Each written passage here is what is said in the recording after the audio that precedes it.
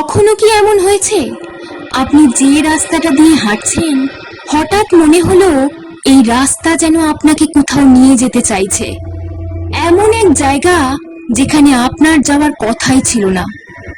নমস্কার, গল্প কথা চ্যানেলে আপনাদের সবাইকে স্বাগত। আজকের গল্প দীপান্বিতা রায়ের লেখা আলফ্রেড ভোলেনি। তাহলে আর দেরি না করে চলুন শুনে নেওয়া যাক সেই রাতের গল্প।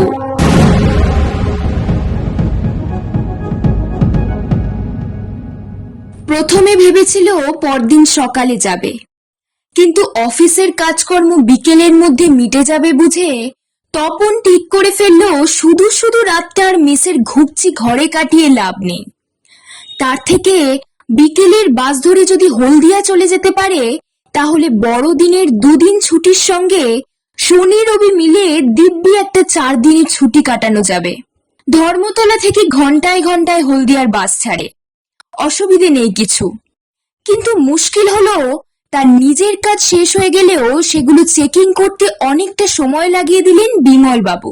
তাই শেষ পর্যন্ত তপন যখন ছুটতে ছুটতে ধর্মতলা পৌঁছালো তখন হলদিয়ার লাস্ট বাস ছাড়বো করছে।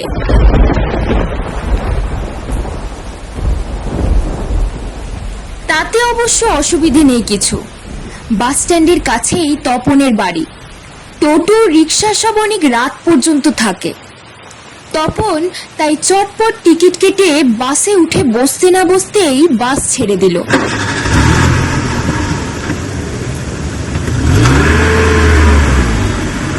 শীতকাল, তাই আবার বিকেল থেকে টিপির টিপির বৃষ্টি হচ্ছে।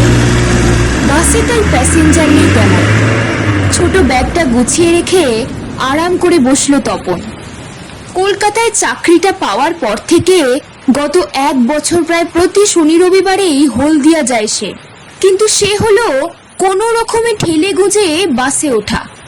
এরকম হাত পা ছড়িয়ে যাওয়ার সুযোগ তো আর মেলে না।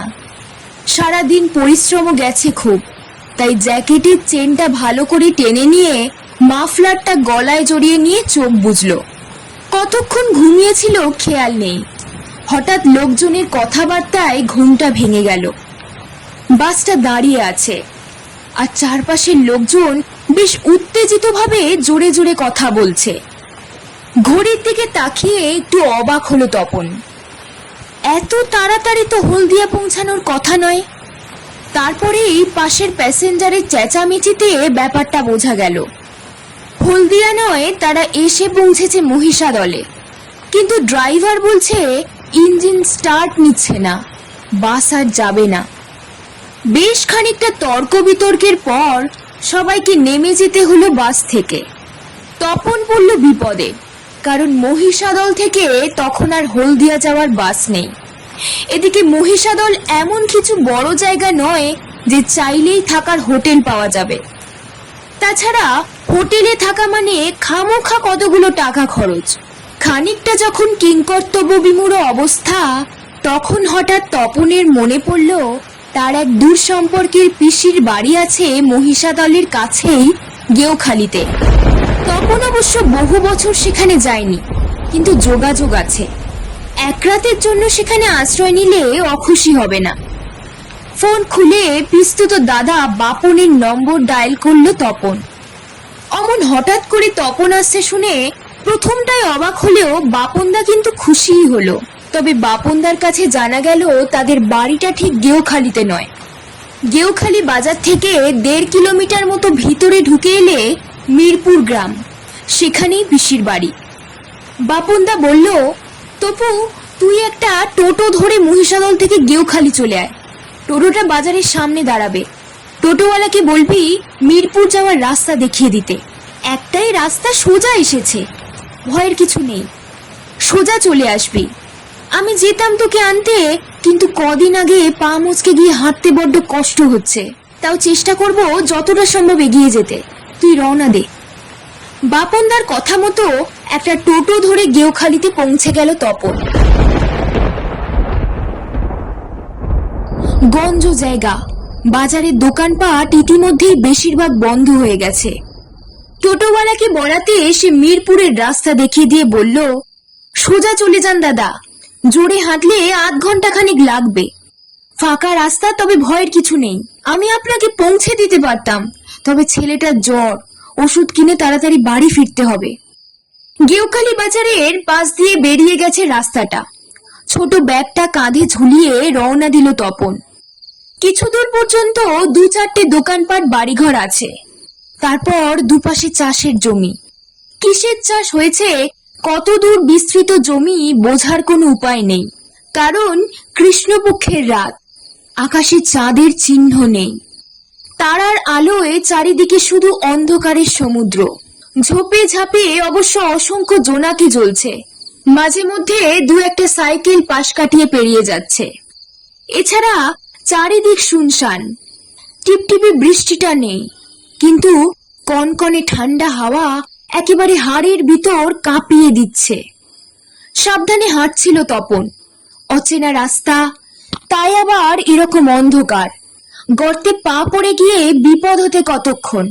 কিছুক্ষণ হাঁটার পর বাতাসে কেমন একটা আষ্টে জলীয় গন্ধ ভেসে এসে নাকে লাগলো। জলাভূমির পাশ দিয়ে গেলে যেমনটা পাওয়া যায়। মিরপুর গ্রামের পাশে রূপনারায়ণ নদী, কিন্তু রাস্তাটাও কি নদীর পাশ দিয়ে গেছে ভাবছিল তপন। কেমন যেন একটু অস্বস্তিও লাগছিল। চারপাশের পরিবেশটা কেন যেন মনে হচ্ছে হঠাৎ একটু বদলে গেছে। আশেপাশে 2-1টা মাটির বাড়িও দেখা যাচ্ছে, কিন্তু তার কোনোটাতেই আলো জ্বলছে না। কোনো মানুষের অস্তিত্বও টের পাওয়া যাচ্ছে না। বাড়ির গড়নও কেমন যেন অচেনা মতো। একটা বাড়ির দরজায় মনে হলো ক্রসের মতো কি একটা ঝুলছে। বাপনদা আর টোটোওয়ালা দুজনেই বলেছিল রাস্তা একটাই, সেটাই সোজা মিরপুর গেছে। কিন্তু সন্দেহ হতে শুরু করলো তপনের। যেরকম অন্ধকার, তাতে ভুল রাস্তায় চলে যাওয়া বিচিত্র কিছু নয়। কাউকে জিজ্ঞাসা করতে পারলে ভালো হতো, কিন্তু চারপাশে কোনো মানুষজনই দেখা যাচ্ছে না। ভাবতে ভাবতেই দেখা গেল রাস্তার ধারে একটা বাড়িতে আলো জ্বলছে। এই বাড়িটাও বেশ অন্যরকম দেখতে। মাটির বাড়ি ঠিকই, কিন্তু সামনে একটুখানি আর্চ দেওয়া পোর্টিকোর মতো জায়গা। সেখান থেকে 2 ধাপ সিঁড়ি উঠে একটা ছোট বারান্দা, তারপর দরজা। দরজাটা অবশ্য ভিতর থেকে বন্ধ, কিন্তু ভিতর থেকে কথাবার্তার আওয়াজ আসছে। পাশে একটা জানলা, সেটা ভেজানো আছে। অচেনা জায়গা, তাই প্রথমেই দরজায় টোকা দিতে সাহস হলো না তপনের। সে বারান্দায় উঠে এসে সাবধানে জানলাটা একটু ফাঁক করে ভিতরে উকি দিল। ভিতরে বেশ কয়েকজন লোক রয়েছে, তবে তাদের দেখে তপনের মনে হলো সম্ভবত কোনো নাটকের মহড়া চলছে। কারণ লোকগুলো সবই চাপা পায়জামা আর ওপরে ফোলা ফোলা এক ধরনের জামা পরেছে। পিরিয়ড ফিল্মে ইউরোপের মানুষজনকে যেরকম পোশাক পরতে দেখা যায় সেরকম। লোকগুলোর মাথায় পরচুলা আছে, মুখও পেইন্ট করে ধপধপে ফর্সা। নিশ্চিত কোনো ঐতিহাসিক নাটকই হচ্ছে। ঘরটা এমন ভাবে সাজানো যেন একটা ছোট বিচারশালা। একজন লোক, সম্ভবত অপরাধী, কাঠগড়ায় দাঁড়িয়ে আছেন। বিচারকের আসনে যিনি বসে আছেন তার মুখ দেখা যাচ্ছে না, তবে তার পাশে আরো কয়েকজন রয়েছেন যারা বিচারকের সঙ্গে বেশ ঘনিষ্ঠভাবে কথা বলছেন। ঘরটা খুব বড় নয়, কিন্তু নাটকের সংলাপ স্পষ্টভাবে শুনতে পাচ্ছিল না তপন। তবে কোনো একটা বিষয় যে উত্তেজিতভাবে আলোচনা হচ্ছে সেটা বোঝা যাচ্ছে। অপরাধী লোকটি প্রাণপণে হাত মুখ নেড়ে তিনি যে নির্দোষ সে কথা বলতে চাইছেন, কিন্তু বিচারক তাতে কোনো কান দিচ্ছেন না। তিনি অন্য দুজনের সঙ্গে কথা বলছেন। দেখে মনে হচ্ছে বিচারকের সঙ্গে এই লোকগুলোর কোনো স্বর আছে, যেটা বুঝতে পেরেই অন্য মানুষটির সমানে প্রতিবাদ করার চেষ্টা করছেন। কিন্তু লাভ হলো না কিছুই। বিচারক হাত তুলে সাজা ঘোষণা করে দিলেন। তারপরই ঘটলো একটা সাংঘাতিক কাণ্ড। একটা লোক এসে গ্যাচাং করে কাঠগড়ায় দাঁড়ানো লোকটার ডান হাত কবজি থেকে কেটে দিল। লোকটি ভয়াবহ চিৎকার করে অজ্ঞান হয়ে গেলেন। যদিও নাটকের মহড়া, কিন্তু তপনের মনে হচ্ছিল ঘটনাটা যেন সত্যিই ঘটছে। হতভম্ব হয়ে দাঁড়িয়েছিল সে। আর ঠিক এই সময় তার মোবাইলটা বিকট আওয়াজ করে বেজে উঠল। সেই আওয়াজ শুনে চেয়ারে বসে থাকা বিচারক মুখ ঘুরিয়ে জানলার দিকে তাকালেন, আর অবাক হয়ে তপন দেখল মুখটা তার ভীষণ চেনা, যদিও কোথায় দেখেছে মনে করতে পারছে না। মোবাইলের স্ক্রিনে দেখা যাচ্ছে লেখা আছে বাপনদা কলিং। তপন তাড়াতাড়ি সিঁড়ি দিয়ে নেমে রাস্তায় এসে ফোনটা ধরলো। কিরে, কদ্দূর এলি? এসে গেছি তো বেশ খানিকটাই। কোথায় এসেছি কি করে বলবো বলো তো? চারিদিকেই তো দেখছি ঘুটঘুটে অন্ধকার। আচ্ছা দাঁড়াও বলছি। আমি এসেছি। বাড়িটার একটা বর্ণনা দেবে বলে পিছন ফিরে অবাক হয়ে তপন দেখলো রাস্তার ধারটা পুরোপুরি অন্ধকার। বাড়ি, আলো, মহড়া সবই কেমন ভোজবাজির মতো মিলিয়ে গেছে।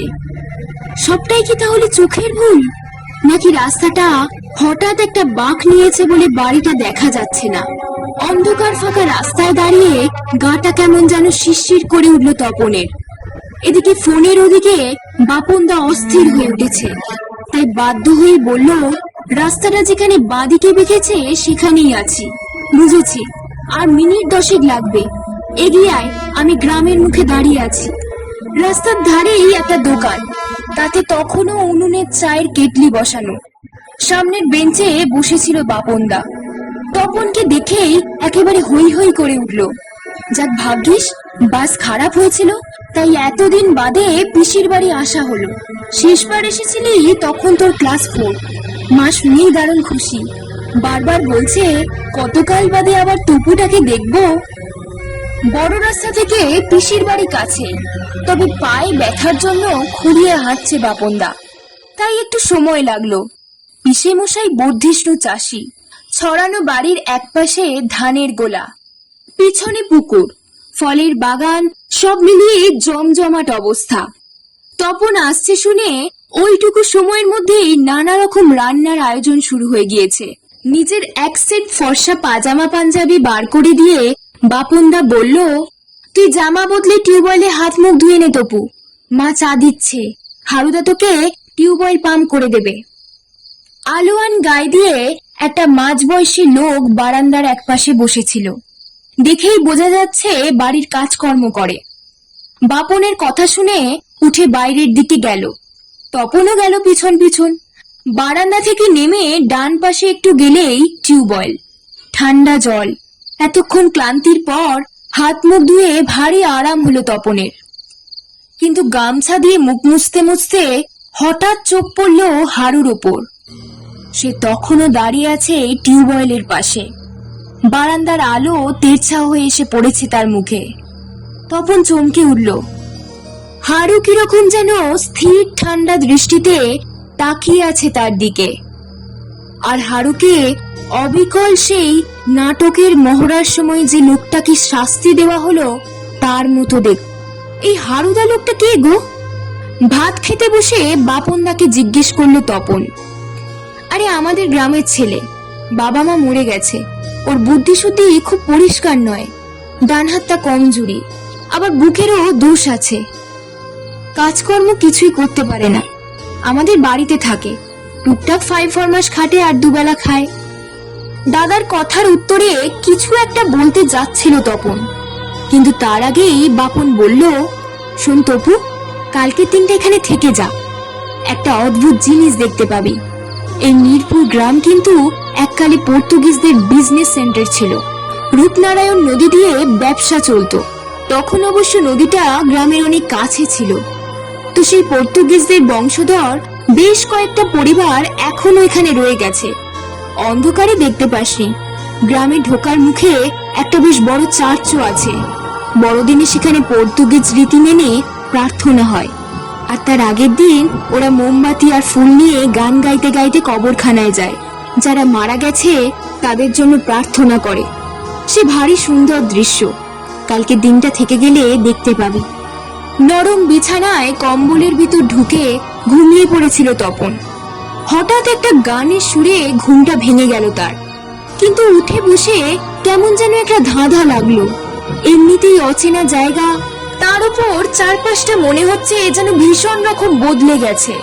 পাশের একটা চৌকিতে শুয়ে বাপনদা ঘুমোচ্ছিল। সেই চৌকিটাই এখন নেই।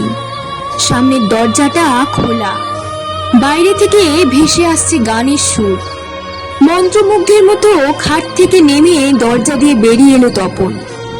রাস্তা দিয়ে একটা মিছিল যাচ্ছে, সবার হাতে মোমবাতি আর সাজিতে ফুল। তাদের জামা কাপড় একেবারে অন্যরকম, গানের সুর আর কথাও অচেনা। মিছিলের পিছন পিছন হাঁটতে লাগলো তপনও। গ্রামের একদম শেষে কবরখানা, মিছিলটা সেখানে গিয়ে ঢুকলো, তাদের সঙ্গে তপনও। কিন্তু কবরখানায় ঢোকার পর মিছিলের লোকগুলো হঠাৎ কোথায় জানি হারিয়ে গেল। তপন চমকে উঠে দেখলো ঘুটঘুটে অন্ধকার কবরখানায় সে একলা দাঁড়িয়ে আছে। ভীষণ ভয় পেয়ে ছুটে পালানোর জন্য পিছন ফিরতেই দেখে একেবারে মুখোমুখি হারুদা। কিন্তু সে পিসির বাড়ির ন্যালা খাপা হারুদা মোটেই নয়। তার দু চোখ জল জল করছে, মুখে একটা নিষ্ঠুর হিংস্র হাসি। এতদিন বাদে হাতে পেয়েছি তোকে, ষড়যন্ত্র করে শাস্তি দিয়েছিলি আমায়, আমার ডান হাত কেটে দিয়েছিলি, আমার বউ মেয়ে আমাকে ছেড়ে চলে গেছিল, আজ সব কিছু শোধ নেব আমি। ফ্যাস ফ্যাসে গলায় কথাগুলো বলতে বলতে তপনের উপর ঝাঁপিয়ে পড়ে তার গলা টিপে ধরলো হারুদা। প্রাণপণে নিজেকে ছাড়াতে চেষ্টা করছিল তপন, কিন্তু হারুদার শরীরে যেন হাতির বল। সারাশির মতো তার 10টা আঙুল চেপে বসেছে তপনের গলায়। দম বন্ধ হয়ে আসছে তপনের। তবে তার মধ্যেও সে বুঝতে পারলো নাটকের মহড়ায় বিচারকের মুখটা তার চেনা লেগেছিল, কারণ সেটা ছিল সে নিজে। প্রাণ বাঁচানোর মরিয়া চেষ্টায় হারুদার বুকে শেষ পর্যন্ত বোধহয় একটা ঘুষি মেরেছিল তপন, তাতেই হাতটা আলগা হয়ে যায়। তবে ততক্ষণে সে নিজেও জ্ঞান হারিয়েছে।